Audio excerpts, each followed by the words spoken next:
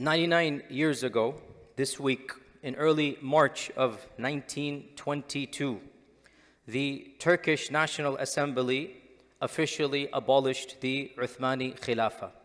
This is the 99th year, this very week in March. The Uthmani Khilafah had been in existence for over 600 years. And the last Khalifa, Abdul Majid II, was forced into exile. And the position of a Khalifa was never reinstated, either in Turkey or anywhere else in the world. The Khilafah had existed since the time of Abu Bakr as-Siddiq radiallahu ta'ala an, 632 CE, up until 1922, fairly consistently. There were some minor issues here and there, but always the Khilafah was revived. Sometimes in multiple locations, we had sometimes more than one Khalifa at one time, but we had the office of the Khilafah for around 1300 years. For the last 99 years, there has been no actual Khalifa. In today's brief lecture, we want to do a summary of that particular incident, some of its causes, and especially some of the impacts that happened as a result of the loss of the Khilafah. The Ottoman Empire, it reached its pinnacle, its zenith in the 16th century. At the time, the Muslim Ummah was the superpower of the entire globe. And why would it not be? It had conquered the capital of Eastern Christendom, Constantinople. It had converted Constantinople. If you know your history, Constantinople and Rome were the two big cities. And the Ottomans had conquered in 1453 Constantinople, changed it to Istanbul. Of course, they're going to rise from power to power to power. And they laid siege to the city of Vienna, not once but twice. The Ottoman Empire, the Muslim Ummah, without a doubt, was the only global superpower of its time in this phase. But it is the sunnah of Allah subhanahu wa ta'ala that everything rises and falls except Allah is al-Baqi. Everything else rises and falls. And so the Uthmani Khilafah began its long and slow decline. One small lecture will never explain the causes and the reasons and the political decline, the military decline, the economic decline, the internal fragmentation. Too much to explain in one short Khatira. But one thing we should be aware of, there was a lot of internal pressure and external pressure. Internal dissent, there were forces inside of the Ummah that didn't want to see the Khilafah. Some of them fellow Muslims, okay? We all know what happened with Lawrence of Arabia and what he wanted to do in some regions to revolt against the Ottomans. And some of them, you know, even within the Ummah, but they're not doing it from within the Muslim paradigm, a secular paradigm.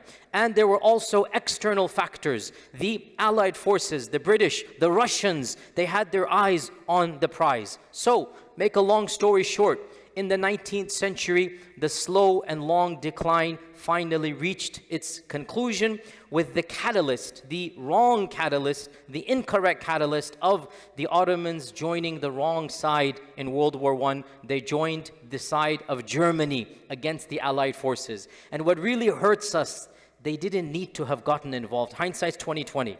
They didn't need to have gotten involved in this war. It was not our war. The Great War, as it was called back then, World War I, you could have remained neutral as the Middle East. You didn't have to get involved. For reasons, again, beyond the scope of our lecture, the Ottomans did get involved. And they got involved with the wrong side. But see, this was the catalyst. For over 150 years, the decline had already begun. This was just the final catalyst when the Ummah, when the Khalifa sided with the German side.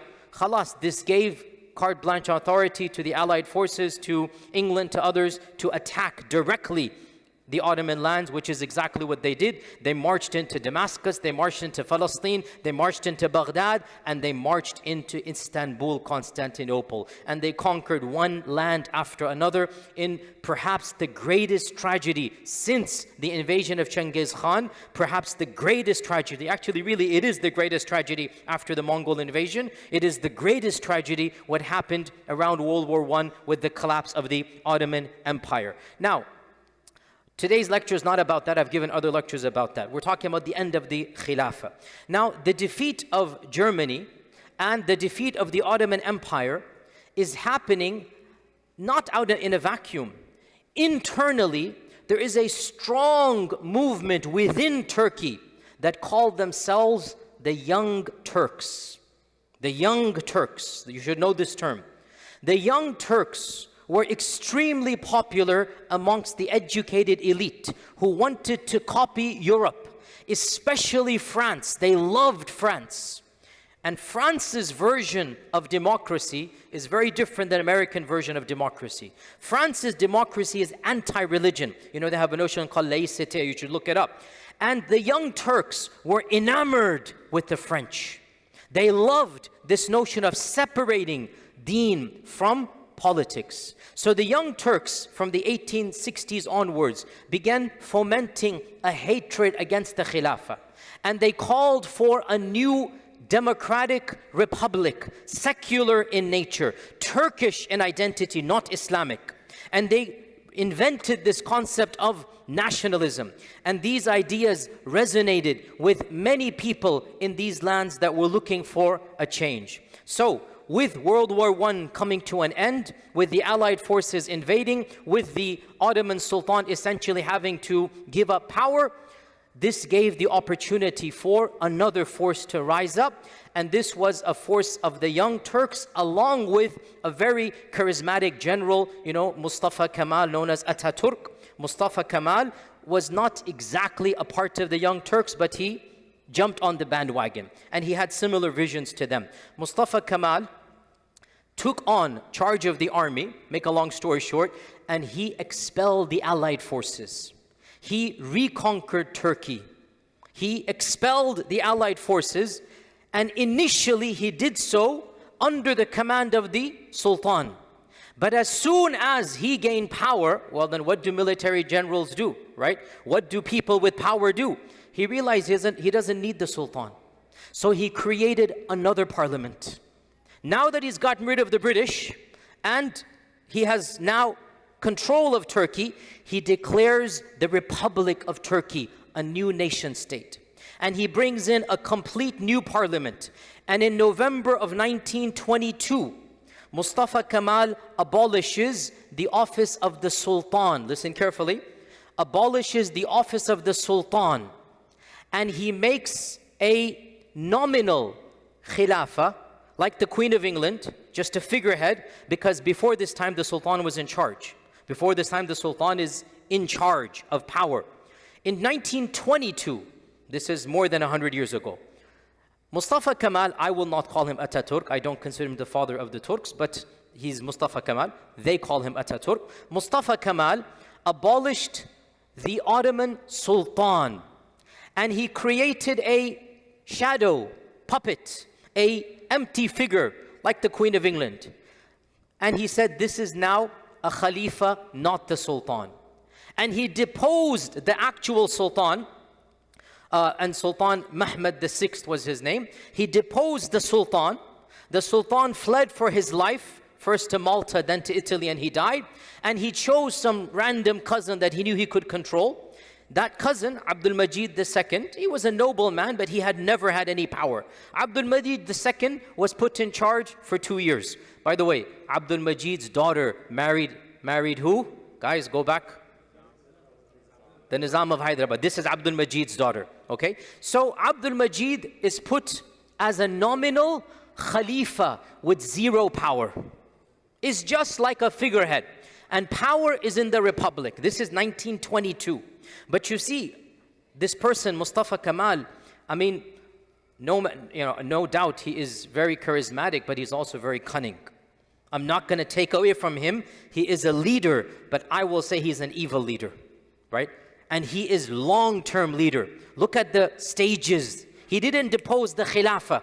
He didn't want to take on the entire Ummah. He gets rid of the Ottoman Sultan. He creates a shadow Khilafah, 2 years, and then in March of 1924, 99 years ago, this week, literally, March of 1924, he abolishes the parliament, the National Turkish Parliament, abolishes even the nominal figurehead Khilafah.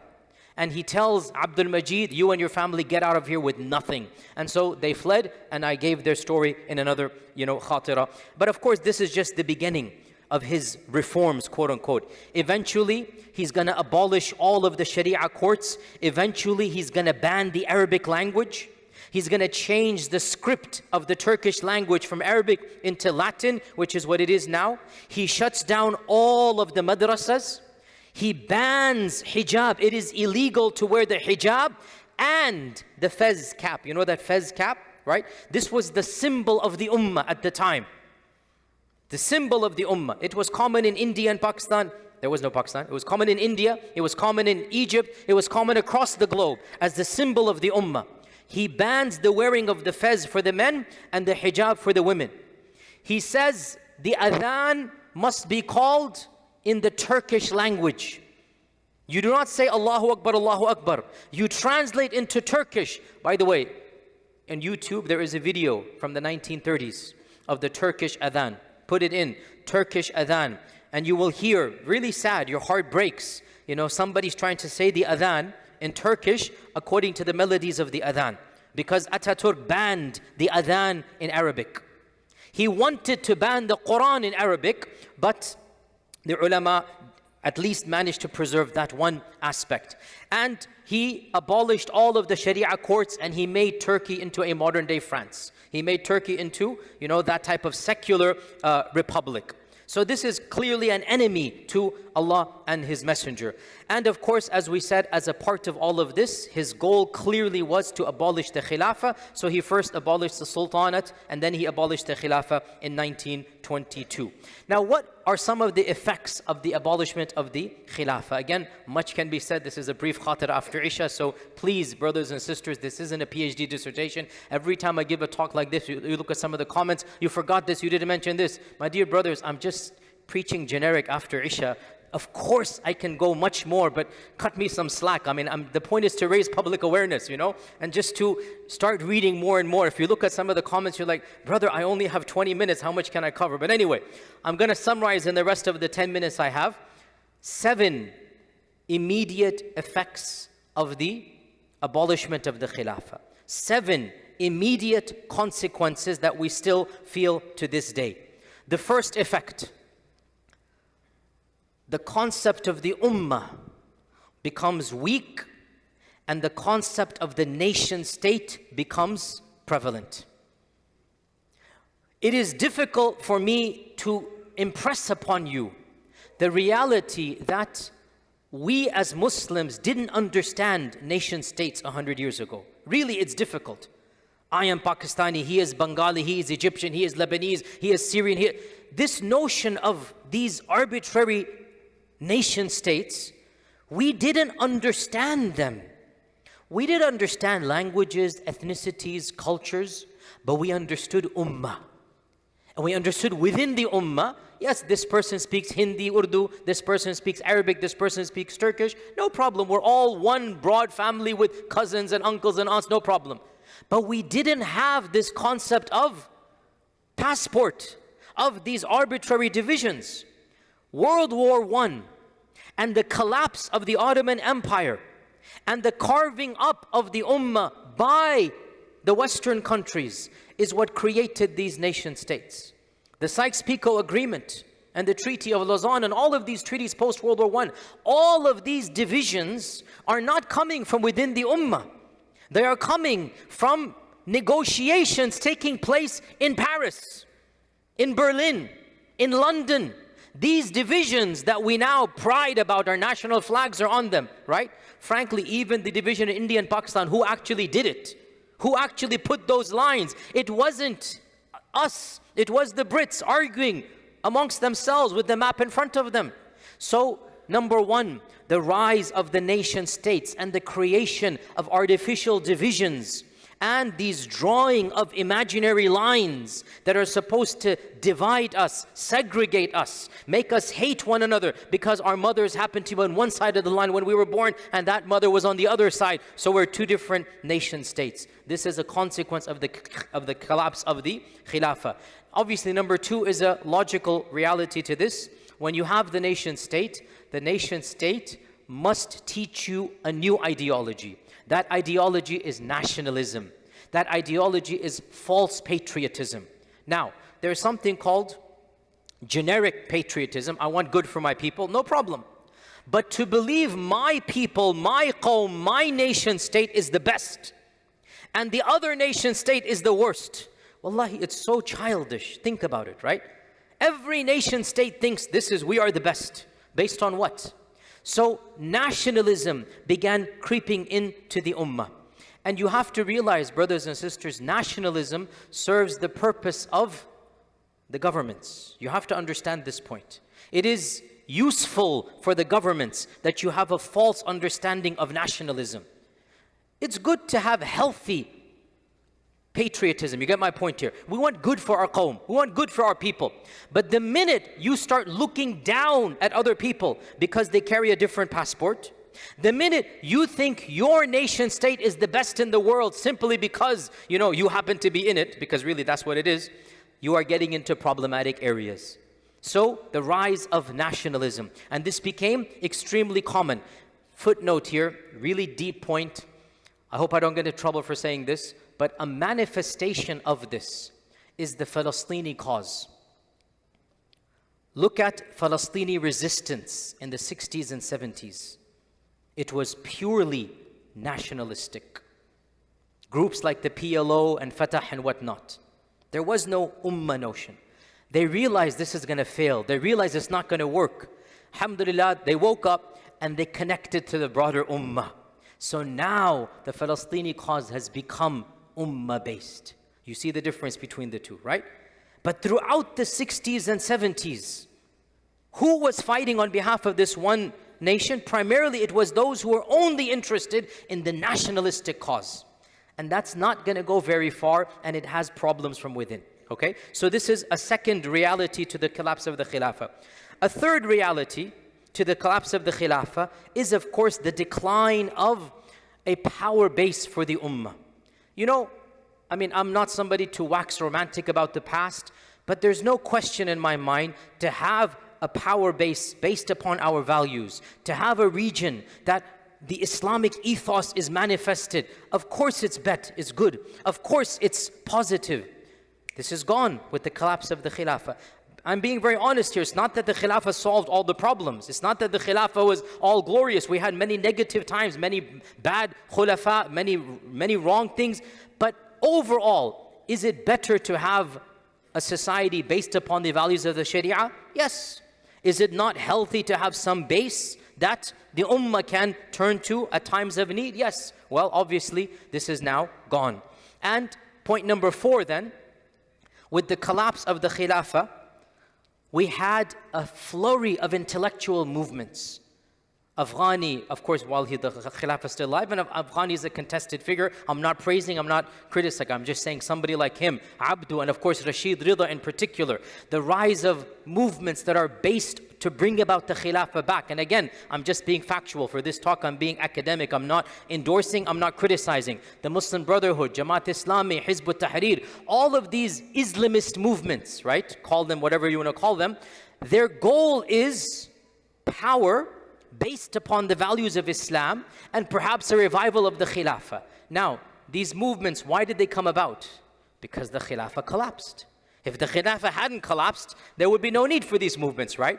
So the collapse of the Khilafah brought about a type of intellectual, a rethinking. Again, for today's purpose, I'm not taking sides. I'm just telling you, whether you like them, whether you don't like them, they saw a problem and they attempted to solve it. In a way, effects are still around to this day. The largest religious-based parties in the world today are the parties that started as a result of the decline of the Khilafah. Do you understand what I'm saying here? The largest global religious movements beyond just Muslims, the largest faith-based political organizations in the world are organizations that are still around but were founded when and how? Because of the collapse of the Khilafah. You get my point here, right? And you understand which organizations I'm talking about. Again, for the purposes of today's lecture, I'm just being factual. I have lots of ideas and views about them, but I'm just telling you, this is a result of the collapse of the Khilafah. You now have entire movements dedicated to the revival of the Khilafah. You have entire organizations whose goal in more than 40 countries is to bring about a return to the soft power, or maybe even hard power, or maybe even sub-movements militarily they're doing it, right? An entire spectrum we find. And again, I'm being factual, all that disclaimer. I'm just telling you like it is. This is the reality. Because there is no Khilafah, different thinkers have different stances. Should we prioritize? Should we make it the number one priority? Or should we work with status quo and have soft power? Or should we ignore the Khilafah and just do tasfiyah tarbiyah, which is what one Shaykh said? Or should we just go back to dhikr and whatever? So people have different responses to the collapse of the Khilafah, and no doubt one large strand attempted to revive power from within or even from without. The sixth effect, which I have spoken about many times, is of course the rise of the Palestinian conflict and issue. Because there was no power base, because the British invaded Palestine and were able to take it away from the Ottomans, what happened there happened there. A new state was created, and all of the drama, all of the problems, all of the issues happened because the British invaded Ottoman lands. Because of the collapse of the Khilafah, they took over Palestine, they carved it out, they gave it over to European people of a certain background, and the rest, as they say, is history. This is a direct consequence of the collapse of the Khilafah and the rise of this entire conflict. And the final point, really interesting, especially for those of us of a Desi background, the collapse of the Khilafah in Ottoman lands brought about the rise of the Khilafat movement in Indian lands. The collapse of the Khilafah in Turkey sparked something that all of you Indian, Pakistani, Bengalis know, the Khilafat movement. The Khilafat movement, so called because they wanted to revive the Khilafah. The Khilafat movement, so called because they were interested in protecting the Khilafah. It gained widespread acceptance amongst Indian Muslims. And they, in fact, began to rally up support for the Ottoman Khalifa, even though, ironically, they were subjects of England, who was the enemy of the Ottomans. This was an awkward balance, right? The British were controlling India. Technically, Indian Muslims were supposed to side with England against the Ottomans. Some of them did, by the way. But by and large, the Indian Muslims, alhamdulillah, I would say with pride, they did not abandon the Khilafah. And in fact, they attempted to revive the Khilafah. They sent letters to the Sultan before 1924. They sent money. They sent aid trying to revive the Khilafah. But of course, all of their efforts were not able to stop. The Khilafah, of course, did cease to exist in 1924. And so the Khilafat movement in India then helped spark a local resurrection, if you like, insurrection against the British. It sparked a sentiment of political independence upon Indian Muslims that eventually led to the creation of the All India Muslim League, which eventually led to the creation of Pakistan. So we can factually state the creation of Pakistan is directly and causally linked to the collapse of the Ottoman Khilafah, frankly. Because it was a direct series of events that led from the collapse. Not that I'm saying it's a positive thing because of the Khilafah. I'm saying sometimes a positive thing happens from a negative thing, right? Literally, the Khilafat movement, which is of course, the Shawkat brothers, Muhammad Ali Jinnah, all of them, they're all members of this. The Khilafat movement led the way to the creation of Pakistan, and that movement was sparked by the collapse of the Ottoman Khilafah. So subhanallah, an interesting quirk, if you like, was that the first and only nation state created in the name of the religion was in fact the direct consequence of the collapse of the Ottoman Khilafah. Bottom line, 99 years ago, one of the most momentous and important, momentous meaning of significance, I don't mean in a positive manner, things or incidents occurred on our ummah, it is important, imperative that we all study it, we're all aware of it, and different ways to interpret why, how, consequences, but nobody can deny that what happened 99 years ago still has consequences to our lives today. It's literally shaping directly our lives as we speak now. Fact of the matter is, we would not be here. We would not be doing what we are doing. We would not be seeing the types of things we're seeing if that hadn't happened. And khair, Allah Azza wa Jal always has hikmah in what He does. Our job is to make the best of every situation we're in. We ask Allah subhanahu wa ta'ala to allow us to be instruments of khair and good. We ask Allah subhanahu wa ta'ala to allow us to see a day where there is izzah and glory in this ummah. And we ask Allah to allow us to be instruments to bring about that izzah and glory. Until next time, jazakumullah khair. Assalamu alaikum wa rahmatullahi wa barakatuh. إن المسلمين والمسلمات والمؤمنين والمؤمنات والقانتين والقانتات والصادقين والصادقات والصابرين والصابرات والخاشعين والخاشعات والمتصدقين والمتصدقات والصائمين والصائمات والحافظين فروجهم والحافظات والذاكرين الله كثيرا والذاكرات أعد الله لهم مغفرة وأجرا عظيما.